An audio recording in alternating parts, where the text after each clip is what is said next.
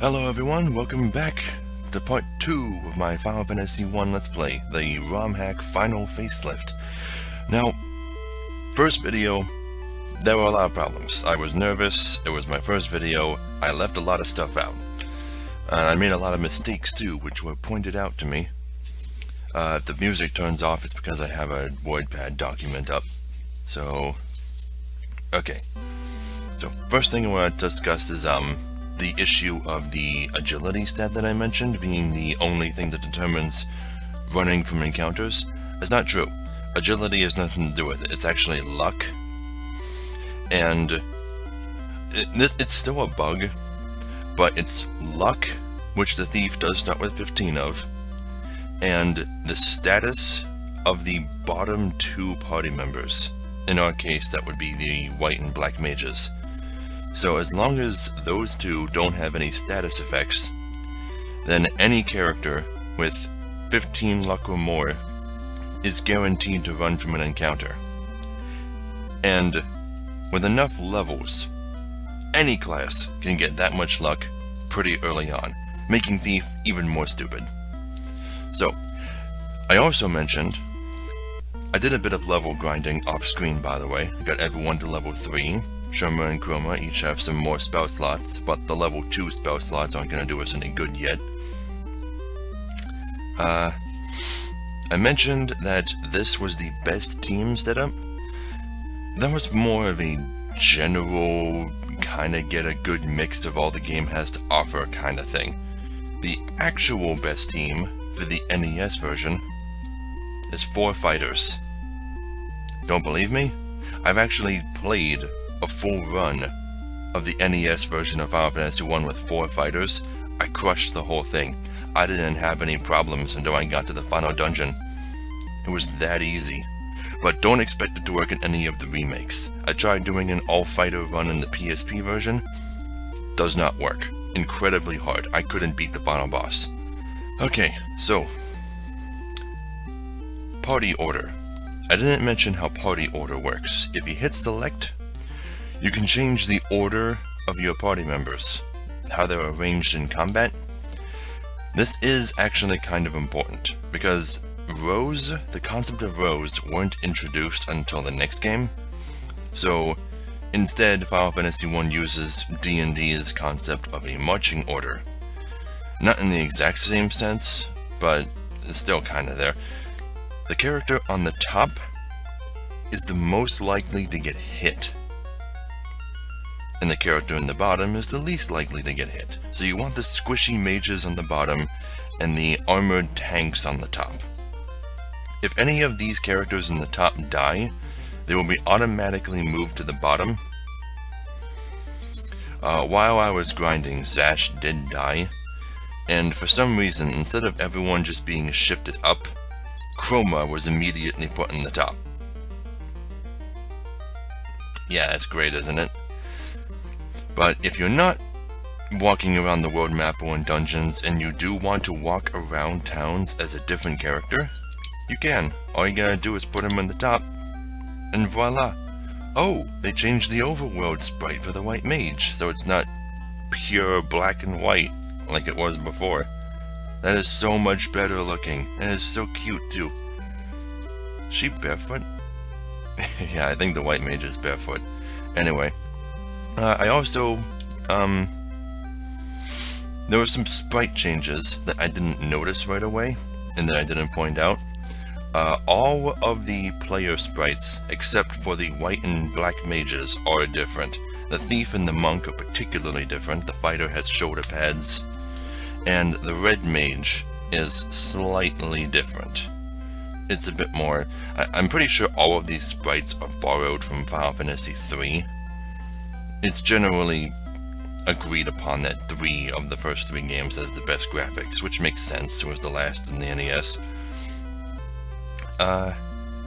Also, the goblin sprite, I didn't even notice, was completely different. That one's from Final Fantasy 3. The actual goblin sprite is this really tiny, almost featureless blotch of orange, and it's holding its knife like this. Yeah, so very different. There's lots of sprite changes in this. Hopefully not too many.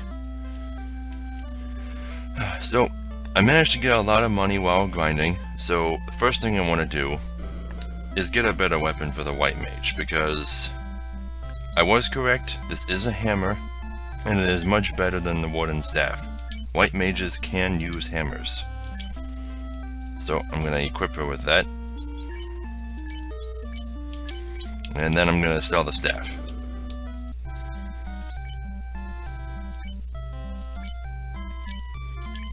Okay, now, there are...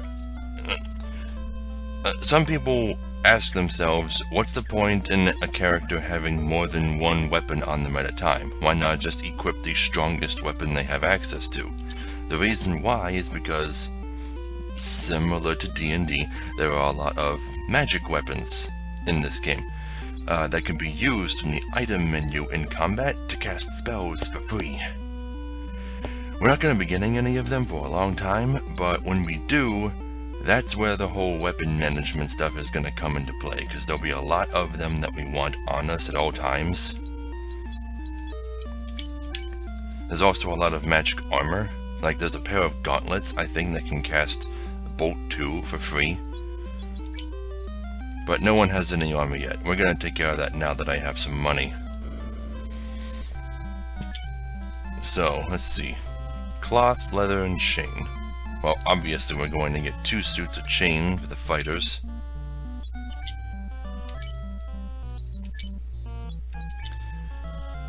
And I don't think either of the mages can use leather. I think that's for the thief and the monk. Maybe not even the monk. But cloth is practically useless. Even though it's only 10 go, I'm not going to waste my time buying him. That was a creepy noise.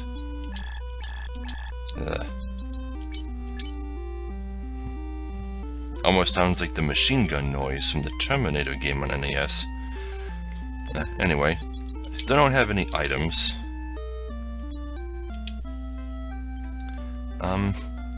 Yeah, but I need to slow down. I need to really explore and see what all has changed about this ROM hack. First, let's talk to you. This is Coneria, the Dream City. Okay, that apparently was not fixed. But there's a reason for that. Turns out this ROM hack is almost as old as ROM hacking. This came out in 2001, this ROM hack. It's that old. So, I don't know. Yeah, I think the PS1 version of Final Fantasy 1 was actually coming out around that time. So, there might be a lot of official localized translations that aren't implemented in this. But the actual name of this city is Cornelia. Now, there are a lot of enemies, specifically bosses, who might not have the right names. Well, I guess we'll have to see. So, here's a fountain. See your face upon the clean water. How dirty! Come, wash your face. Yeah, and every time you look at it, your face is dirty, so your face is just perpetually dirty and there's nothing you can do about it. And then there's this well. I don't really get this well. It's like they were trying to make a gag. Like, trying to make fun of a common trope. But that trope wasn't all that common at the time. Here, I'll read it to you. This is a well. You might think that there is something to it, but in fact it is just an ordinary well. Now, they didn't have to make it examinable. Oh well. Warriors, revive the power of the crystals. And that's another thing I didn't really explain very well, was the actual plot of this game. The entire world is governed by 4 crystals, all based on different elements: earth, fire, water, and wind. Yes, it's called wind in Final Fantasy and not air. And for some reason, we don't know why yet in the story, all the crystal's powers are being drained. So when the earth crystal's power wanes, the earth rots. And the seas rage with the water crystal, and the winds die with the wind crystal, etc., etc. So our job is to go to these crystals and recharge them with the smaller crystals in our possession. The game does not explain where we got them. Please save the princess.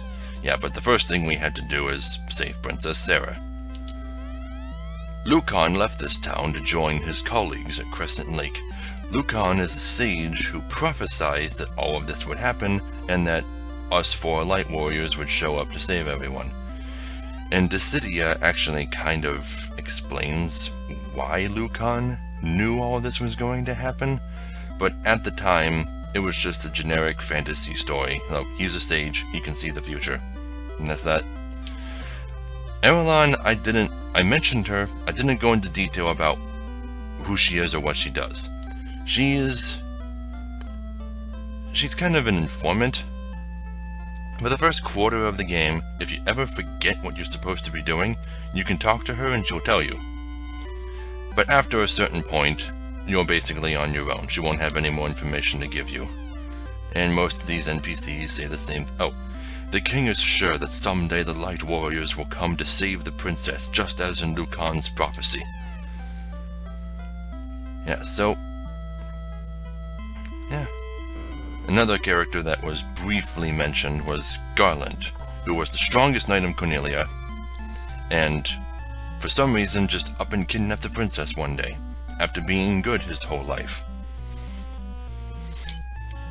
Now, I don't want to say there's no explanation for it, because there kind of is, but if you don't know the story of this game, and if you care, then I'm not going to spoil it for you. So, first thing we're going to do is sit here and buy all of these cure potions, because you can't buy items in bulk in this game. But that's good. I'll get one pure potion, just in case, and that'll be it. Okay, we're done in town.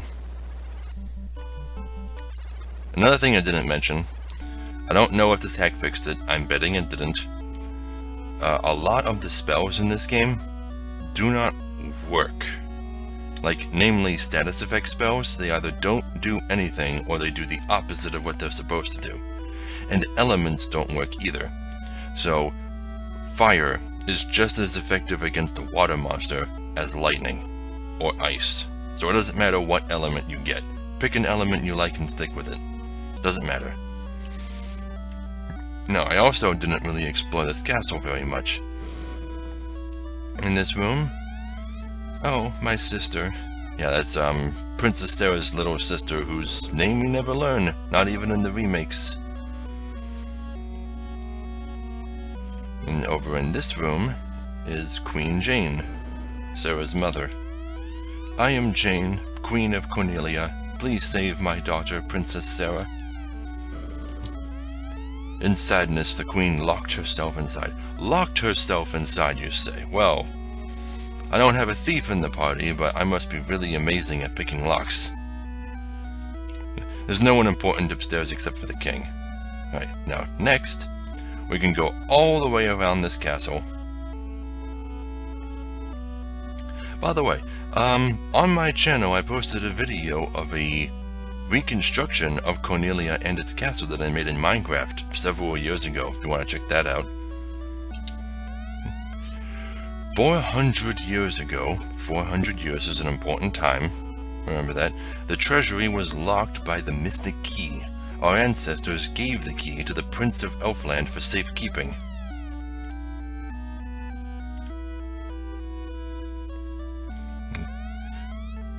You said the same thing. Why are both NPCs here? Anyway, yeah, these doors are locked. You can't open them without the mystic key.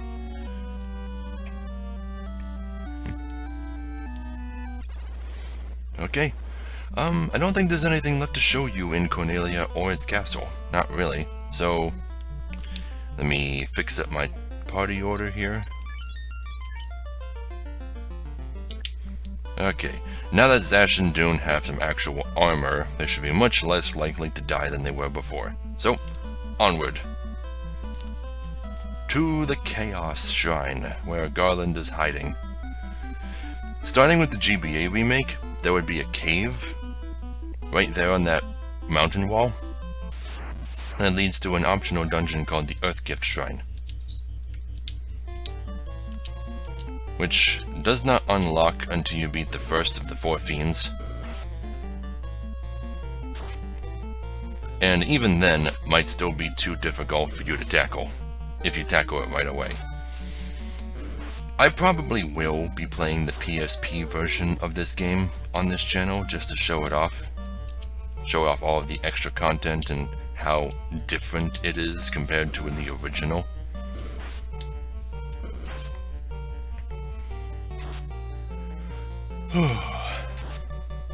Yeah, but another thing that's a kind of a parallel to D&D is enemy size. I mentioned in the first video that you can fight up to 9 enemies in an encounter at once. That's because they're arranged on a 3x3 grid, and most enemies are medium-sized.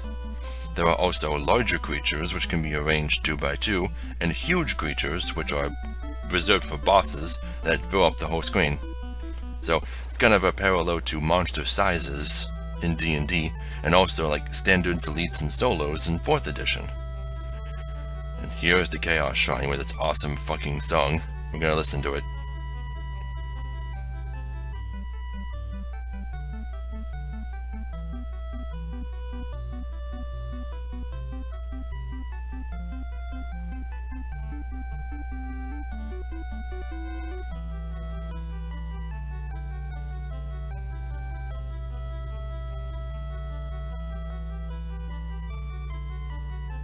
Okay, that's enough of that.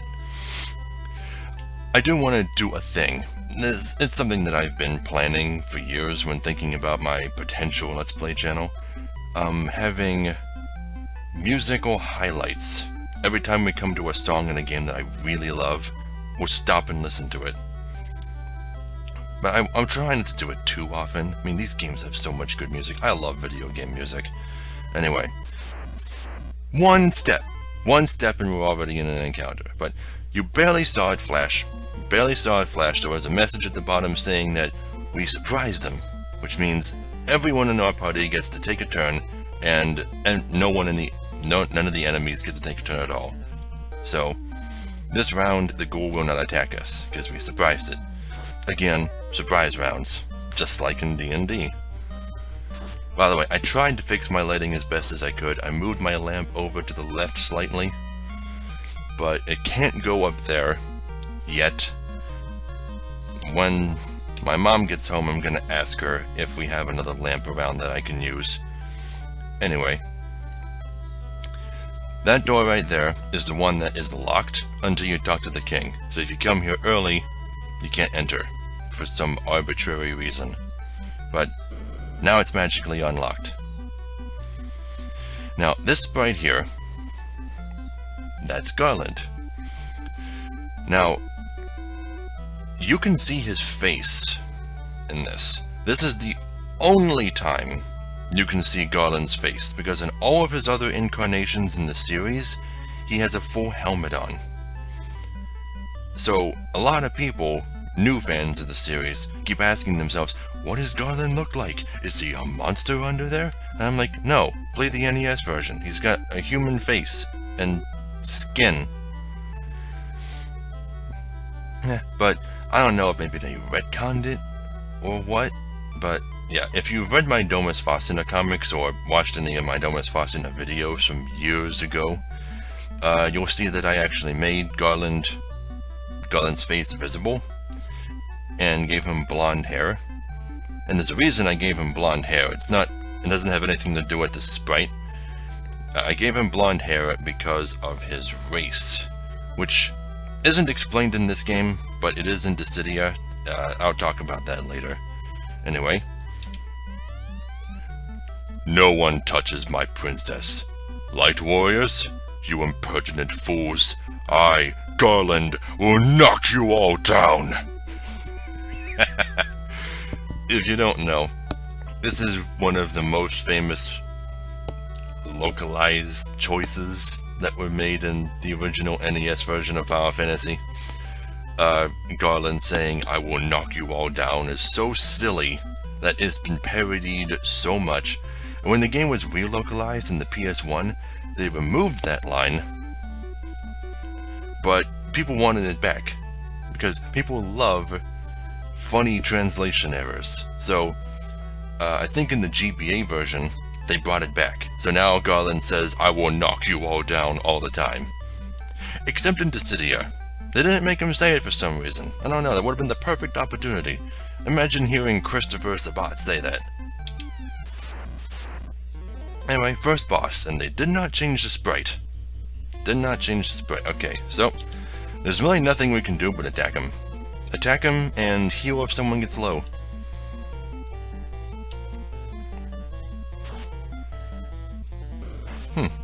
At least Gromer's able to do something. But yeah, Garland is the weakest and most pitiful boss in the entire game, so... Which is weird, because, you know, he's supposed to be the strongest knight in all of Cornelia.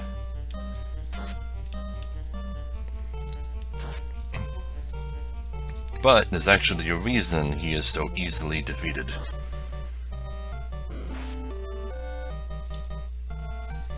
And I don't want to give away exactly what that reason is yet. 27 damage, damn. Yep, we won. Easy peasy. Now, all these bats flying around, you can talk to them and they just say, "Kee, kee," like, talking like bats, you know? They're actually more important than they look. But we won't know what that importance is until, like, the end of the game.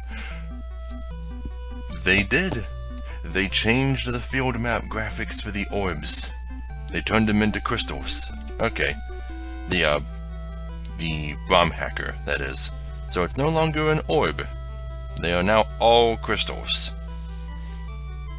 Good. So you are the Light Warriors. Thank you. Random person who's not introducing herself. Yeah, well, I know it's Princess Sarah, but come on. And then we immediately went back here where she has changed clothes. Yeah, that's a funny thing in the NES games, like the palettes that are available per screen at a time. It was especially funny with the character Dash in Final Fantasy III. He would change outfits like every time you change screens. But yeah. This loot has been passed down from queen to princess for 2,000 years. Garland stole it when he kidnapped me. Please accept it as my gift. It just might come in handy. 2,000 years is another important time. That loot is not going to be important again until the very end of the game. Most people will forget they even have it on them. That's a new icon. Huh. But anyway. Thank you for saving the princess. To aid your quest, I ordered a bridge built to the continent. Go now and make the crystals shine again. 8-Bit Theater is a webcomic based on Final Fantasy I. It had a funny joke where the king was already planning on building that bridge anyway, and just offers to name it after the Light Warriors. If you haven't read 8-Bit Theater, I strongly recommend it. That's like my favorite webcomic of all time. Yes, sir, I belong to the Honor Guard of Castle Cornelia. Okay. Pretty much everyone's happy now. Everyone's happy that you saved Sarah. My sister is back safe, thank you. In the remakes, she gives you a smooch. Sarah's little sister is so cute. And she has green hair, which is better. Sarah and Jane and Sarah's little sister, they all have green hair. Thank you for saving Princess Sarah. I'm just going to lie here in this bed for the rest of my life. I've gotten accustomed to it. But yeah, now you'll see. I said now you'll see. Oh, I guess I just wasn't north enough. There's a bridge there now. We're not ready to take that bridge just yet. I need to stop at the inn.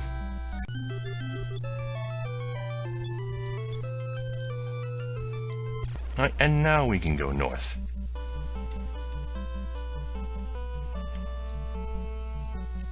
As soon as you step onto that bridge. And so their journey begins. Yeah, that was all the prologue. What awaits the four, they do not know.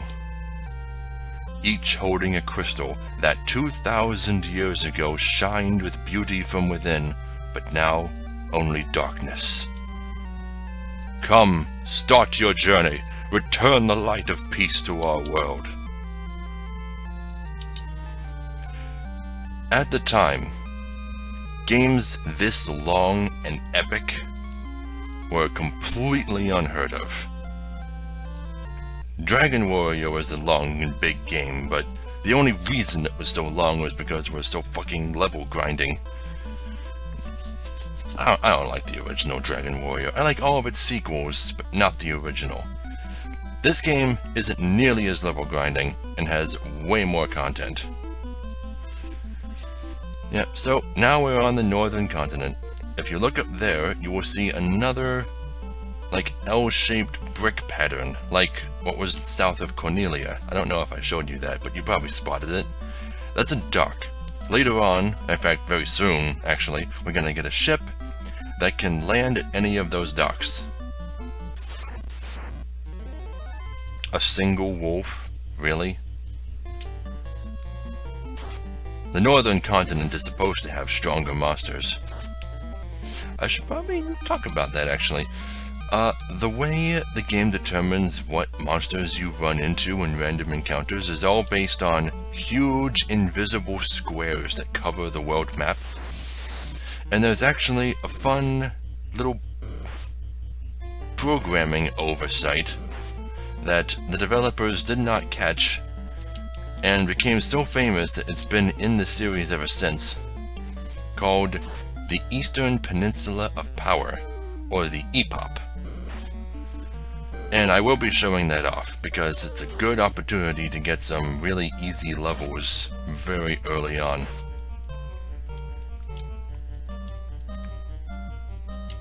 So, kill the wolves. I said kill the wolves. Really? There we go.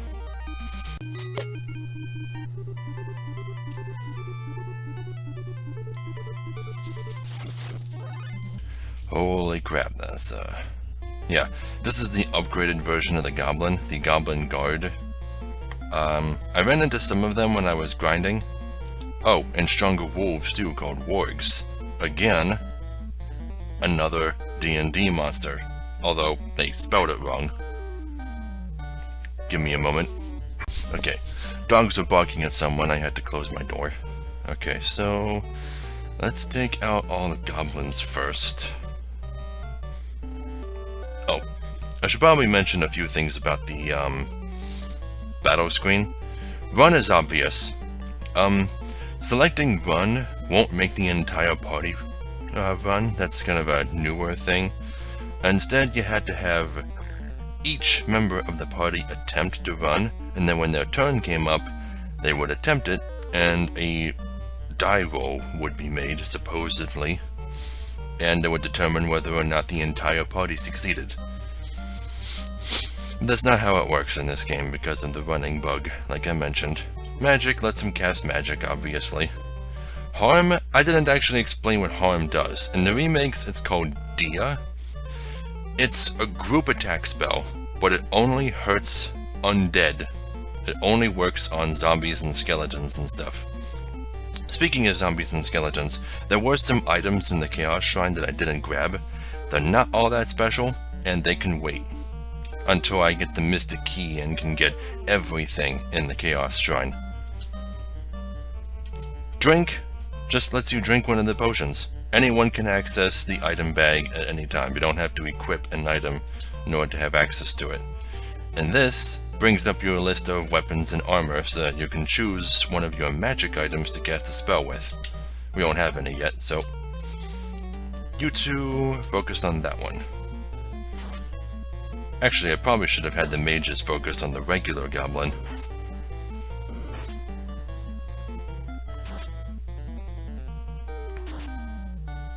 Yeah. I'm getting a bit over time. Soon as I'm in front of the next town, I'll stop.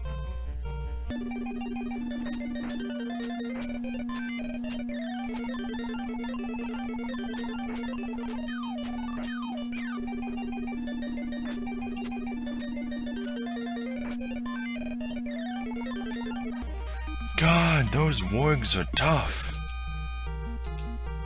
I'm gonna have to do a bit of grinding in this area before I leave it.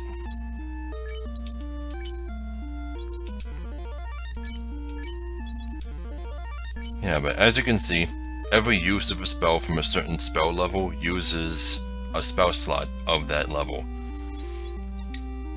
And the only way to restore them is to sleep at an inn, or to use a tent, or cabin, or cottage, or whatever you want to call them.